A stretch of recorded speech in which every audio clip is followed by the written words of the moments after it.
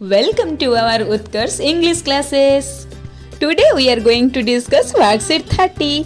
यहार topic हेउची tenses continuous और progressive अर्थात एई वर्कशीट रे आमे टेंस रो कंटिन्यूअस और प्रोग्रेसिव फॉर्म डिस्कस करिबा. कंटिन्यूअस कहिले किछि गोटे एक्शन जोटा कंटिन्यू हबो प्रोग्रेस रे थिबो. ताले स्टार्ट करिबा. Read the following poem and answer the questions that follow. तो ए पोएम टी को पढ़िबा आ ता रिलेटेड जहाँ भी क्वेश्चन रहिछि ताको आमे करिबा. रिटन इन मार्च अर्थात ए पोएम टी मार्च मास रे लिखा हिछि. ता माने कोन शीत दिन सरी सरी जाउछि आ समर स्टार्ट होछि माने समर स्टार्ट हेलानी. कॉक इज क्रोइंग अर्थात गंजा कोन करूछि राब छाडुछि बोबौछि. सेमती the stream is flowing stream कहिले झरना फ्लो करूछि माने प्रवाहित हेउछि. The small birds twitter small birds कहले छोट छोट चढ़ई गुडा माने ट्विटर करूछंती माने बोबौछंती राबुछंती. द लेक डॉथ ग्लिटर एठी लेक माने होची ह्रद और डॉथ माने कोन जानि था डॉथ माने होची डज. ताले द लेक डॉथ ग्लिटर माने होची द लेक ग्लिटर्स तो ह्रद कोन होची चमकुची. The green field sleeps in the sun आ ग्रीन फील्ड कोन होची सन माने सनलाइट रे सोउछि माने कोन करछि रेस्ट करूछि माने आराम करूछि. The oldest and youngest are at work with the strongest आ सब बड़ लोक आ छोट माने बड़ सान समस्त कोन करछन्ती काम रे अछन्ती आ विथ फुल स्ट्रेंथ प्रबल स्ट्रेंथ देकी काम करूछन्ती. The cattle are grazing cattle कहिले गोरु माने कोन करूछन्ती चरुछन्ती घास चरुछन्ती. देयर हेड्स नेवर रेजिंग आ जतेले घास चरिबे से माने कोन मुंड ऊपर को उठेबे तो मुंड तांकर तळ को हेकि था से माने मुंड ऊपर को उठांती नै. There are 40 feeding like one तो पाखा पाखी 40 कैटल थांती जो माने कि कोन करंती फीडिंग करंती खाउ थांती आ से माने जेहेतु निजर हेड को रेज करंती नि ऊपर को उठांती नि से माने तळ मुहाई कि थांती से माने गोटे भली बाहर को देखा जानती. बुझिएला वीडियोटी बड़ न हेबा पे मो शॉर्ट रे कहि दोछि. नेक्स्ट आसिला like an army defeated the snow has retreated and now doth fare ill on the top of the bare hill. तो like an army defeated हैला भली माने गोटे सेना हारी गला भलिया दृश्य होइछि. कोन ना जेहेतु समर स्टार्ट होउछि हमर स्नो हैच माने बरफ कोन होछि रिट्रीट होउछि मेल्ट हेउछि and now doth fare ill on the top of the bare hill. तो आमे जानि छे कोन हिल ऊपर बरफ आच्छादित हेकि थाए कवर हेकि थाए जेते बेले समर जगु सेही स्नो गुडी को मेल्ट हे जाउछि कोन हबो ना बरफ गुडी को हटी गला मेल्ट हे गला तो पहाड़टा पूरा बेयर हे गला ता टॉपटा पूरा बेयर हे गला आउ ता कंडीशन मध्ये कोन हे जिवो बैड कंडीशन हे जिवो.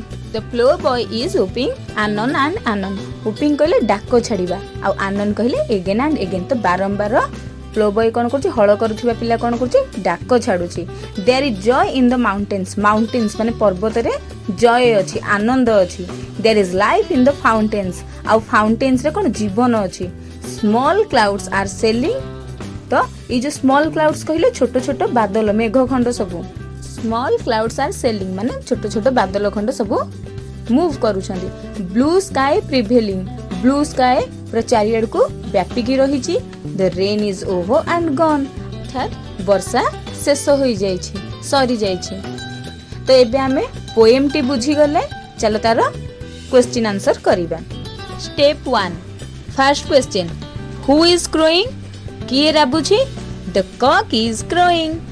Second question what is flowing कोन प्रवाहित होउछि कोन फ्लो करूछि स्ट्रीम प्रवाहित होउछि तेनु the stream is flowing. Third question who are grazing without raising their heads the cattle are grazing without raising their heads. Next question who is whooping anon anon kiye again and again डाको छाडुछि the plow boy is whooping anon anon.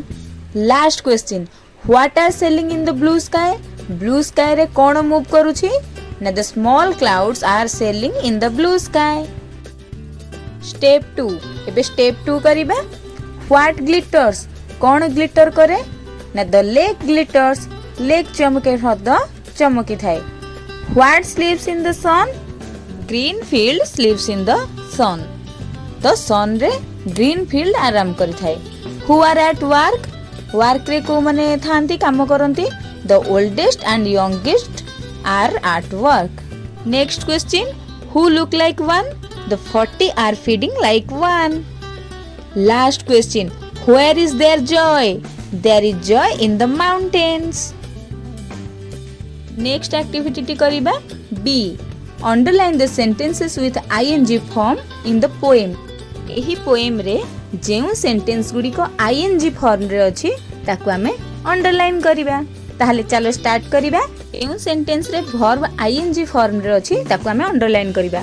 तो first हैला the cock is crowing, तापरे the stream is flowing. तो एठी देखा ing रे थिला हमें कर देल अंडरलाइन.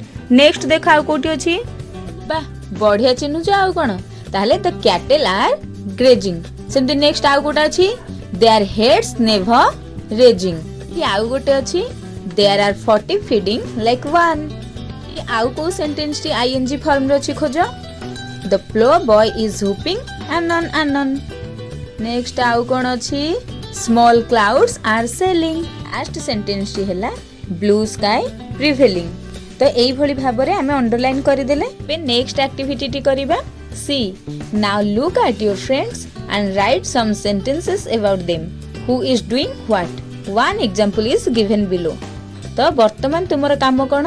तुम सांग मान को देखिबो आ से माने कोन करूछंदी, किए कोन करूछंदी से विषय रे हमें किछि सेंटेंस लेखिबा. गोटे एठी एग्जांपल दे देछि Mahesh is looking at the blackboard. मु एठी किछि सेंटेंस लेखिछि. तुमे चाहिले तुम निज सिचुएशन अनुसार निज सांग साथी रिलेटेड किछि चेंज करि परिबो, अलगा sentence Lekhi परिबो. So without further delay, let's start. ताले कौन लिखिबा? Sunita is reading a story book. Sunita गोटे स्टोरी बुक पढुछि. सेमते आउ कौन लिखि परिबा? Ramesh is writing in his notebook. एमिति प्रिया is drawing a picture. Priya गोटे पिक्चर ड्रा करूछि. Sita is playing with a ball. Sita गोटे बॉल रे खेलुछि. Rohit is listening to the teacher. Rohit teacher जहा पढुछन्ती ताकू सुनुछि. Anjali is watering the plants. Anjali गछरे पानी देउछि. Arjun is cleaning the classroom. Arjun classroom को क्लीन करूछि, सफा करूछि. Kavita is singing a song. Kavita गोटे गीत गाउछि. Amit is solving a puzzle. Amit कोन करूछि ना गोटे पजल सॉल्व करूछि. तो एई भली भाबरे वर्कशीट टी करिवो.